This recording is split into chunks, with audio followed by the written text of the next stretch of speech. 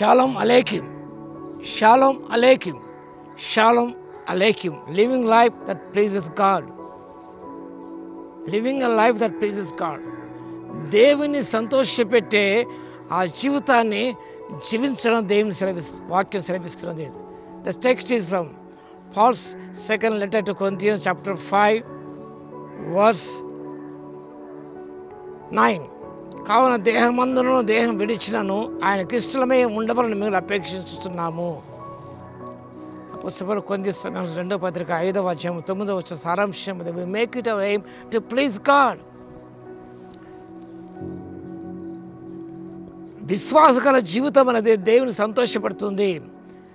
Having faith pleases God. Hebrews chapter 11:6. Enoch God. Your faith in God. Faith that pleases God the most. రెండవ విషయం, being spiritual minded pleases God. అపోస్తలుడు రోమీయులకు రాసిన 8వ అధ్యాయం 6-8 వచనాల్లో ఆత్మానుసారమైన మనస్సు అనేది దేవుని సంతోషపెడుతుంది, శరీరానుసారం దేవుని సంతోషపెట్టలేరు. Spiritual minded people pleases God. Number 3, the fear of the Lord pleases God. Psalms 147 verse 11. దేవుని భయభక్తుల జీవితం అనేది దేవుని సంతోషపడుతుంది. Studying and following the example of Christ pleases God. మత్తయి సువార్త 17వ అధ్యాయం 5వ వచనం. దేవుని వాక్యం ధ్యానం చేస్తూ ఆయన మాట అనుసరించినట్లయితే that life pleases God. Obedience pleases God. The first book of Samuel chapter 15 verse 25.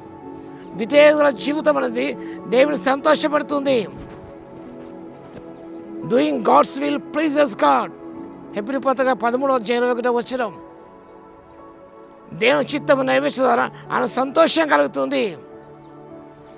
ఉపకారం ధర్మములు దేవునికి ఇష్టమైన యాగములు అవి దేవుని ప్రీతికరములే ఉన్నవని హెబ్రీ పత్రిక 13వ అధ్యాయం 15 నుంచి 16 వచనం రాయబడి ఉన్నది. వీటిని జ్ఞాపకం చేసుకుంటూ మనం ఈ లోకం విశ్వాసం కలిగి ఆత్మానుసారంగా జీవిస్తూ ప్రభువునందు భయభక్తులతో జీవిస్తూ ఆయన అనుసరిస్తూ ఆయన విధేయత చూపించి ఆయన చిత్తం నెరవేర్చి ఉపకారము ధర్మము మరవకుండా మనం చేసినప్పుడు దేవుడు ఎంతగానో సంతోషపడతాడు. With such sacrifice God is well pleased అని దేవుని వాక్యం సెలవిస్తుంది. కాబట్టి let us make it our aim to please God in all circumstances. ఆ రీతిగా చేయడానికి పరిశుద్ధాత్మ దేవుడు మనకు శక్తిని దయచేయును గాక. ఆమేన్. ప్రార్థన చేద్దాం. స్తుతికి పాత్ర మహోన్నతుల మీకు వందనాలు తండ్రి. మీకు మిగిలా ఇష్టమై ఉండాలని జీవిస్తూ ఆశిస్తున్నాయినా దాన్ని గురిగా ధ్యేయంగా ఉంచుకొని ఈ లోక ముందు సాగిపోవడం కృప దయచేయమని వాక్యం వింటున్న ప్రతి బిడ్డను దర్శించి దీవించమని యేసయ్య నామమున ప్రార్థించి వేడుకొస్తున్నాము తండ్రి. ఆమేన్. మన తండ్రి అయిన దేవుని యొక్క ప్రేమయు మన ప్రభువును రక్షకుడైన యేసుక్రీస్తు యొక్క కృపయు పరిశుద్ధాత్మ యొక్క అన్యోన్య సహవాసం మనందరికీ సదాకాలము తోడై ఉండును గాక. ఆమేన్.